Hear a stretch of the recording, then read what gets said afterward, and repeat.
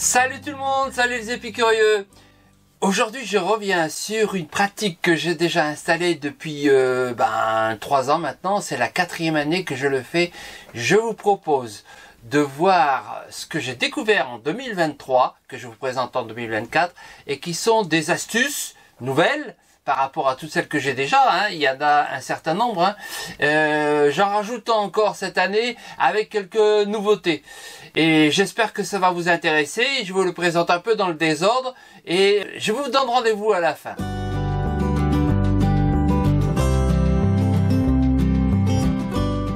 Vous vous souvenez peut-être de cet instrument que j'ai placé dans ma douche et qui est en fait quelque chose que j'ai trouvé une fois dans un magasin qui me semblait très pratique parce que dans la douche, en fait, on n'a pas beaucoup d'espace et c'est quand même assez pratique de pouvoir s'appuyer dessus pour se laver les pieds par exemple.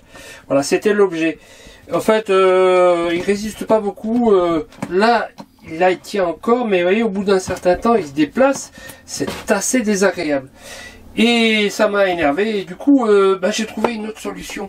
En fait j'ai trouvé une solution qui change la donne. Vous voyez ces trous là c'est moi qui les ai faits parce que je l'utilise d'une autre façon. Je le mets à l'envers et j'ai fait des trous parce que évidemment dans la douche il va se remplir d'eau, mais je le mets là. Et une fois qu'il est positionné comme ça, eh bien ça m'évite d'avoir un souci que l'on a, c'est que ça se balade quand on roule et on le retrouve par terre. Eh bien moi je le mets là. Et là maintenant, il peut plus partir et il est en situation d'être sec parce que ça s'écoule dessous. Et voilà comment je l'utilise. Maintenant je peux le mettre dans l'autre sens si j'ai besoin d'appuyer dessus avec le pied. C'est quand même pratique. Ça s'enlève et ça se met très facilement. Et voilà. Si j'ai besoin, je le mets dans l'autre sens. Et où je veux. Et voilà. Et c'est du costaud, on peut vraiment s'appuyer dessus. Vous voyez ça? C'est un accoudoir. Un accoudoir qui, lorsqu'on tourne le siège, touche ici, parfois la table, si jamais elle est calée contre ici la cabine, tout simplement parce qu'on dégage ici la dinette. Mais du coup, ça touche ici et ça l'abîme. Regardez comme c'est usé. Alors, les accoudoirs, ça c'est du simili-cuir qui s'use en plus. Là, il est usé. Je vais vous montrer de près. Et comment j'ai fait? Quand on achète des housses comme celle-ci, il n'y a pas obligatoirement les accoudoirs. Il n'y a même jamais les accoudoirs. Alors, vous savez quoi? J'ai une astuce. Cette astuce, c'est une chaussette. Alors la chaussette, elle va jouer un rôle assez intéressant parce qu'elle va servir de housse à l'accoudoir. Et voilà. Et cette housse, là je le coince la chaussette derrière. Voilà, maintenant c'est une protection. Alors je les ai partout les protections. Avec 2 paires de chaussettes, on a des protections partout dans les accoudoirs. Et voilà, cette fois, on n'abîme plus le simili-cuir qui est là. Les coussins en simili-cuir notamment s'usent et s'abîment. Alors une solution consiste à les recouvrir et on peut trouver évidemment des housses adaptées, mais moi je vous propose ici un truc très simple. Ce sont des draps housses. Alors par exemple ici c'est un drap housse de lit d'enfant. Voilà, il n'y a rien de compliqué. On le met autour, il a son élastique et il tient bien tout seul. Et voilà. Or pour la dimension, ça serait plutôt ici un lit bébé, mais bon, il suffit de prendre des draps housses à la dimension de vos coussins et puis c'est bon. Vous pouvez aussi les fabriquer vous-même, comme je l'ai montré dans une vidéo. Je vous la mets ici. Voilà ce qui se passe lorsque vous fermez la porte. Ça coince ici, ça coince quand c'est pas usé, parce que là c'est usé. Donc une solution, c'est soit de le changer, soit en fait, regardez l'usure. L'usure, elle est sur un seul côté. Elle est que là. Donc en fait, je vais le tourner comme ça et ça va me dépanner un petit peu. Juste comme ça. Et ça va le dépanner le temps que je trouve celui-ci et que je change aussi les deux en fait. Parce que c'est les deux qu'il faut changer. À moins que vous ayez une autre solution. Celle que je vous propose maintenant. Alors l'autre solution, c'est une solution que j'ai déjà présentée une fois et que je vous rappelle ici. lorsque vous êtes l'été et que vous avez les fenêtres ouvertes, ben, il y a une solution qui consiste à mettre un petit crochet qui va retenir la porte. Et avec ça, plus moyen d'ouvrir. Le vent peut souffler, il n'y a pas de souci. Ça tient bien. Et ça coûte rien. Allez, on va inverser. Voilà. Deux. On va remettre ici du mastic pour l'étanchéité. Et je vais simplement le retourner ici comme ça. Voilà. Et l'usure se fera ici sur une partie nouvelle. Bon, je vais d'abord nettoyer. Bon, le nettoyage peut se faire avec du white spirit. Ici, moi, je préfère prendre de l'acétone parce que c'est un diluant pour ces substances. Regardez comme ça part bien. Ça, c'est costaud, ça résiste à l'acétone. Faire attention de ne pas en mettre n'importe où sur du plastique, par exemple. Ah, sur du polyester, c'est impeccable. Attention de ne pas le faire sur du plastique. Bon, c'est bon pour les vernis et les colles cellulosiques. Je vais mettre ici un peu de mastic piscine qui va être adapté à la situation. Ah, j'ai pris la peine de nettoyer l'autre côté, de mettre aussi du mastic ici. J'ai plus qu'à ajuster, bien appuyer, puis j'enlèverai l'excédent. Je vais remettre les vis dans les mêmes trous. Et d'un et deux. J'essuie l'excédent. Voilà. L'usure est maintenant de ce côté au lieu d'être de ce côté. Et ça va maintenant coincer un peu plus. Pour le spot, un des points importants à vérifier tout le temps, c'est de savoir si on est à l'horizontale. Alors j'ai disposé ici de bulles qui permettent de savoir si j'ai une horizontalité qui est en fait droite-gauche. Et ici une horizontalité qui est avant-arrière. Alors ça c'est quand je suis encore au poste de pilotage, mais je peux aussi à l'arrêt aller voir mon niveau qui est là, que j'ai fixé ici, collé, et qui va permettre de savoir là encore si je suis bien installé sur mon spot, avec des bulles bien placées. Voilà, là par exemple, tout va bien. Ça, ce sont les restes de mousse que j'ai découpé lorsque j'ai découpé le matelas ici, à mémoire de forme. J'avais ces rondeurs là des deux côtés et je les ai récupérées et je les ai collées entre elles. Et figurez-vous que ça tombe exactement dans l'espace qui est là et qui va nous permettre d'isoler de la lumière et du froid pendant notre voyage en Laponie. Voilà, une fois que c'est comme ça, on est protégé de la lumière et du froid. Pas une bonne idée ça, de recyclage? Afin d'assurer la sécurité dans notre camping-car quand on n'y est pas, on a déjà la dashcam ici qui a une caméra avant, une caméra arrière, et donc c'est intéressant, mais ça filme pas l'intérieur pour voir s'il y a quelqu'un qui rôde autour.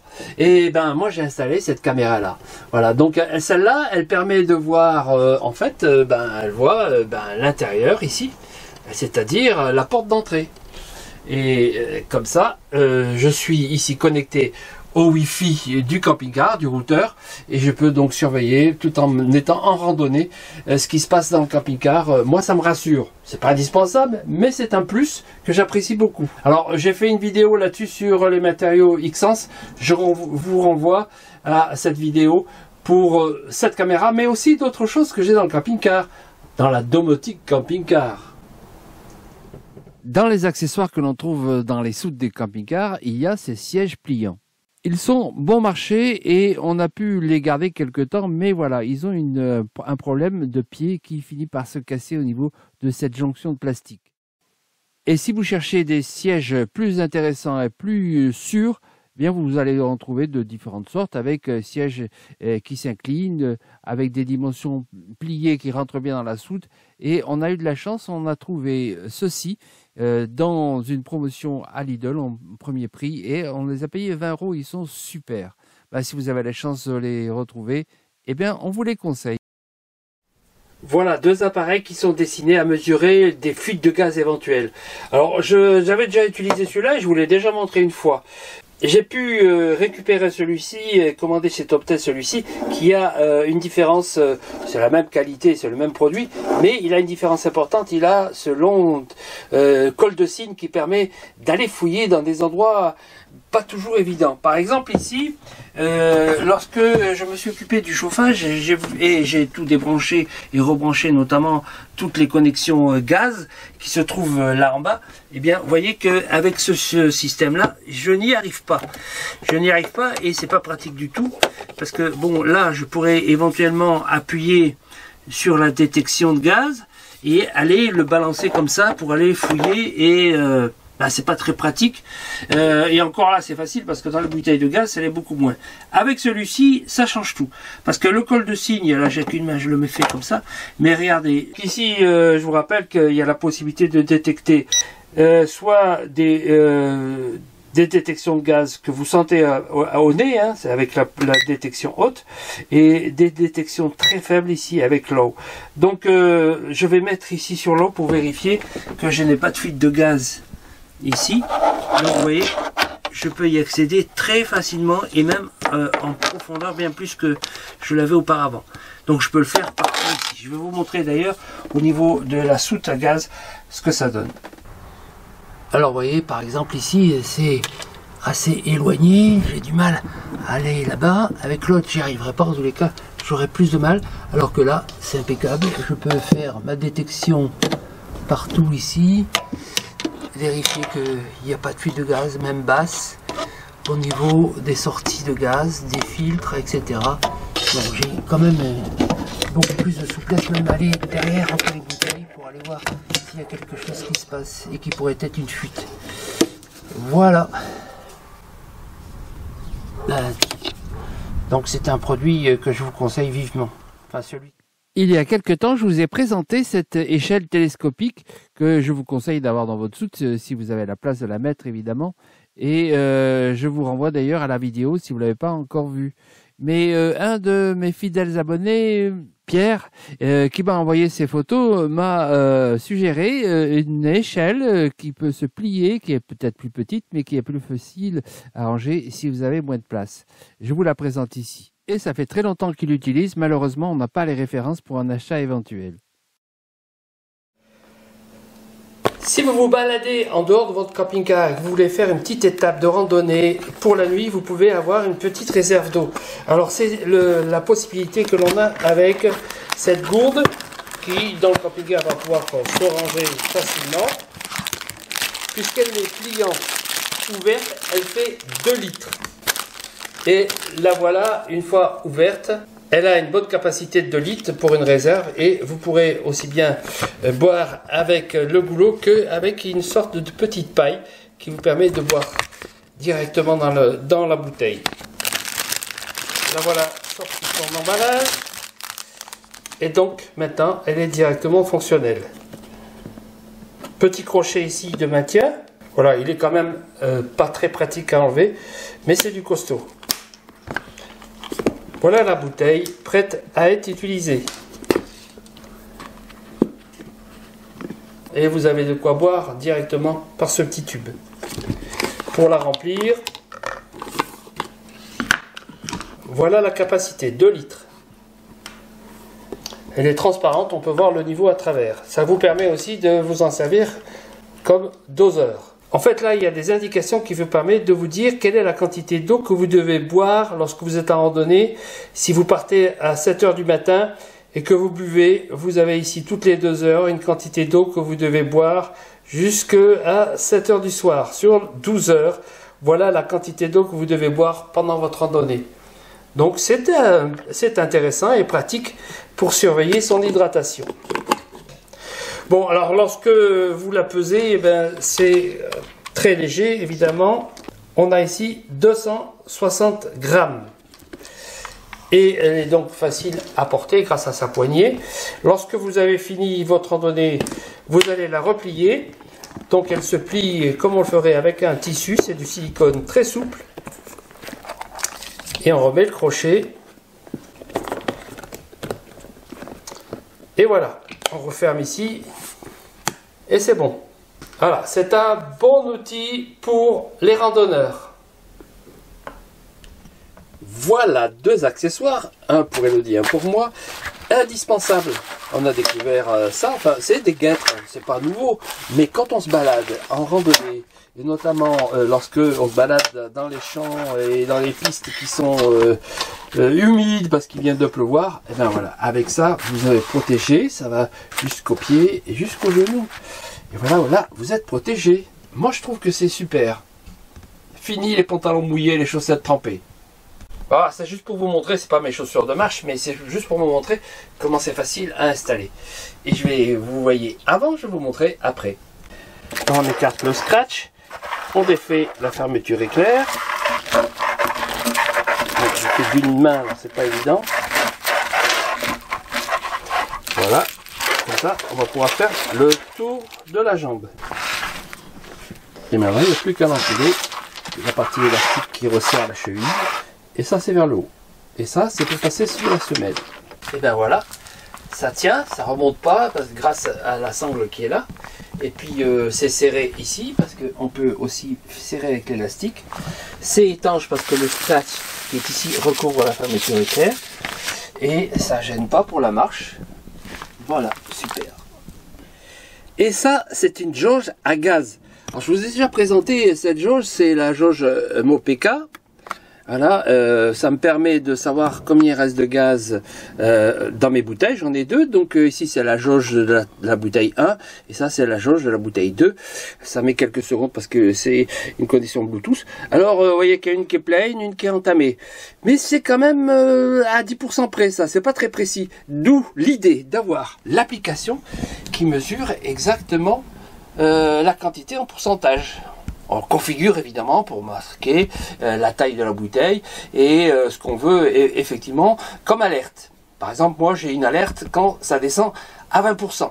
Et puis ce qui est nouveau ici, c'est le multimédia. Alors figurez-vous que évidemment j'ai mis l'application ici. Et ce qui fait que même en roulant, je peux savoir combien il me reste de gaz. Et voilà. Remarquez que c'est les mêmes valeurs que tout à l'heure. Heureusement. Voilà, ça c'est super intéressant. En fait, il s'agit d'une jauge que l'on place sous la bouteille de gaz et qui permet d'avoir par Bluetooth l'information sur votre smartphone ou ailleurs sur votre ordinateur. J'ai pu mettre en ligne sur ma chaîne une vidéo sur ce sujet et si vous ne l'avez pas encore vu, je vous y renvoie, le lien est en description. Voici un petit objet qui peut être fonctionnel dans le camping-car. Notamment si vous êtes un peu à l'extérieur et que vous voulez profiter de votre soirée. Alors c'est un appareil que l'on peut accrocher à un arbre, c'est en fait une lampe. Et cette lampe, elle a la possibilité de faire plusieurs types d'éclairage. On va voir ça. Et elle est capable d'être chargée avec une prise USB. Et elle peut même servir en sortie pour recharger votre téléphone. C'est en fait une petite batterie qui va vous servir de réserve d'énergie. Et notamment si vous êtes en balade en dehors du camping-car. Alors, c'est un éclairage qu'on peut faire varier ici. J'appuie et j'ai un éclairage très fort. Je peux avoir un éclairage plus chaud. Je peux avoir un éclairage variable. Donc, je peux faire varier l'intensité. Et puis, j'ai aussi une espèce de torche qui peut permettre de me promener et de pouvoir éclairer mon environnement de manière directionnelle. Et je peux aussi en faire un signal d'alerte SOS. Poids raisonnable, on est à 250 grammes, 260 exactement. Voilà un petit objet, pas très lourd, que l'on peut avoir dans son sac à dos. Vous avez obligatoirement constaté que lorsqu'il fait chaud, vous aurez les fenêtres, eh bien, il y a un passage libre pour ces animaux qui nous embêtent, qui sont les mouches et les moustiques. Alors, il existe des systèmes qui se mettent ici, sur le rebord, et qui permet de limiter l'ouverture et de mettre ici une moustiquaire. Je sais que ça existe, mais je suis tombé dessus une fois, je ne suis pas retombé dessus. Par contre, sur AliExpress, j'ai regardé et j'ai trouvé ici cette moustiquaire. Alors, il y en a deux, évidemment, ça se met sur les deux côtés, et après l'avoir passé sur le rétroviseur, ce qui le maintient, il suffit de faire ça. Et vous avez ici une moustiquaire. Alors malheureusement cette moustiquaire elle est prévue pour les voitures et pour ces portes de camping-car, c'est pas assez grand. Il faudrait que ça descende bien plus bas. Ça descend pas jusqu'en bas. Ce qui fait que ça protège au moins pour cette partie-là. Mais ça coûte rien du tout. Donc si jamais ça vous convient pas, peut-être que je vais trouver et chercher celui que j'avais vu auparavant que j'ai pas retrouvé. Mais voilà, là maintenant, je peux le laisser comme ça. Et voilà, c'est ouvert, mais pas pour les moustiques.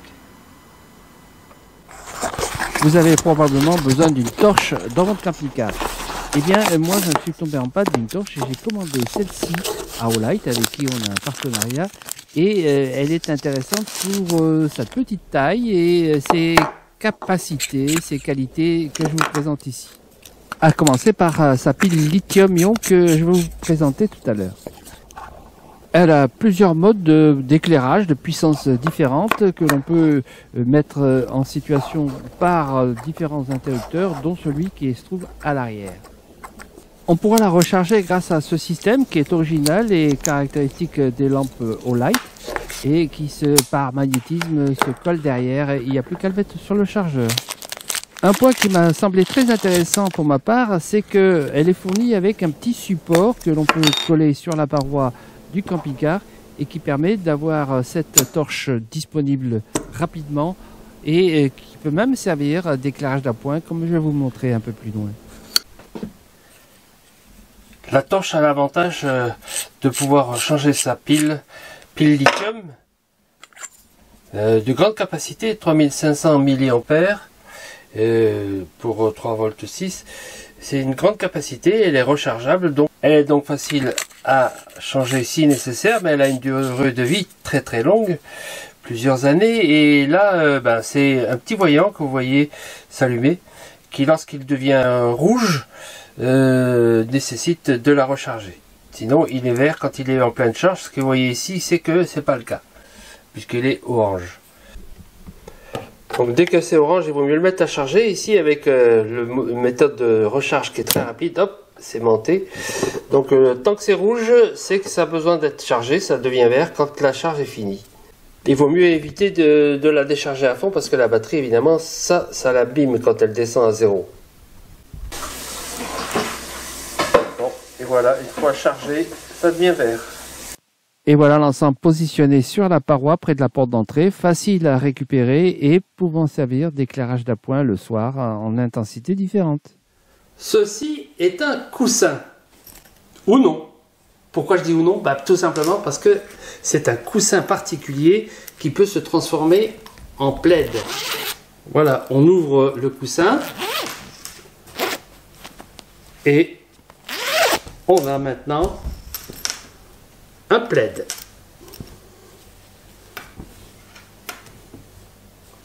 C'est un tissu chaud et agréable, tout doux. Donc pour regarder la télé ou pour mettre sur le lit en supplément du duvet quand il fait très froid. Une fois ouvert, il est suffisamment grand pour une personne et notamment il fait ici une largeur de 1,20 m sur une longueur de 1,50 m.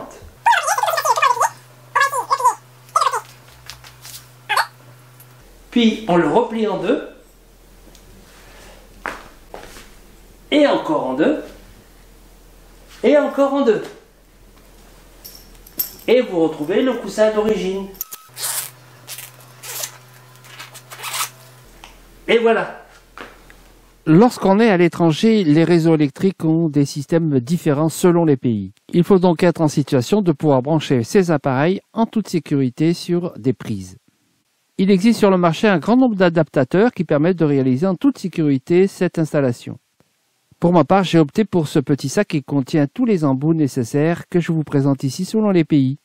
Ça c'est pour l'Italie, ça c'est pour le Brésil et la Suisse, celui-ci c'est pour l'Irlande, celui-ci c'est pour l'Australie et la Nouvelle-Zélande, celui-ci c'est pour l'Amérique du Nord. Et ça c'est quelques exemples. Il faudra donc être bien attentif selon le pays que vous allez visiter. Voilà comment sont livrés les placards et voilà comment on les aménage avec des trucs anti-glisse et anti-vibration. Donc je vais vous montrer ce que l'on a ici. Je suis en train de changer les anciens, vous voyez, c'est ce qu'on avait. Hein. Là, maintenant, ça fait 6 ans qu'ils sont là-dedans et donc ça permet de les renouveler, de nettoyer tout ça parce que bon, avec le temps, ça s'est sali. Et je remplace par ça. Alors ça, c'est un truc qu'on a acheté à l'IFI. C'est l'équivalent, mais peut-être en plus intéressant, en plus antidérapant. Donc voilà, il suffit de tailler dedans et c'est bon. C'est pratique parce que franchement, on n'entend pas de bruit quand on roule. Hein. L'avantage entre ce dispositif et celui-là, c'est que celui-là étant rigide, il se plie plat quand on pose des affaires, alors que celui-ci, on le retrouve glissé. On avait bien mis ici des doubles faces pour tenir les coins, mais ça n'a pas tenu. Et donc on les retrouve toujours fripés comme ça au fond du placard. Voilà, donc voilà pourquoi on a changé. En plus, c'est plus propre, plus facile à nettoyer que ce tissu qui s'encrasse facilement. Et ça, vous connaissez ? Eh bien, c'est un seau. Voilà, c'est un seau de 10 litres dont on peut se servir pour plein d'usages. Par exemple, aller chercher de l'eau, évidemment, mais on peut aussi s'en servir pour faire sa lessive, pour mettre à tremper. Bref, c'est intéressant de l'avoir dans le camping-car, d'autant qu'il se range facilement. Et voilà, facile à ranger quelque part, sans problème. Comme vous l'avez constaté, il y a des nouveautés, des nouveaux produits, mais aussi des nouvelles astuces. Je vais, dans les années qui viennent, continuer cette pratique, mais surtout, j'ai besoin de vous. J'ai besoin que vous me donniez vos astuces, vos nouveautés, de telle façon que je les présente, je les présenterai l'année prochaine. Je vais capitaliser et je vais faire ça pour l'année prochaine. En attendant, j'espère que celle-ci vous convienne et que les précédentes aussi. N'oubliez pas d'aller les visionner. Je vous dis à bientôt sur les prochaines vidéos, les prochains tutos, les prochains vlogs, etc. Ciao, ciao! N'oubliez pas de vous abonner si vous n'êtes pas encore. N'oubliez pas de mettre des commentaires, n'oubliez pas de mettre des likes. Je les attends.